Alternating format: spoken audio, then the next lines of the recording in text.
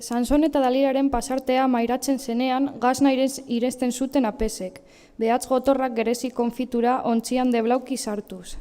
Aita ausenteren partez, balantzunen bos ondokoek lau aita kanoniko zeuskaten, ez ziren galduko.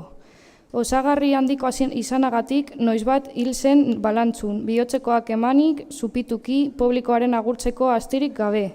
Euskal Herriaren alde batetik bestera Dolorezko egunak edatu ziren.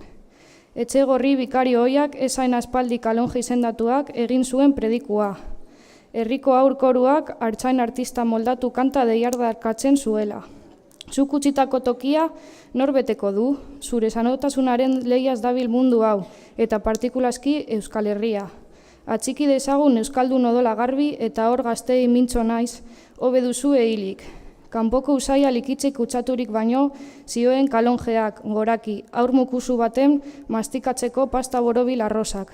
Aho artean sartatzean hausten zuela elizan edatu zen gorarekiko beldurrezko isiltasun dorpea. Hil eta hurren urtean, herriko plaza, gerla bizia lapurtu zitzaien herritarren oroitarriaren parean.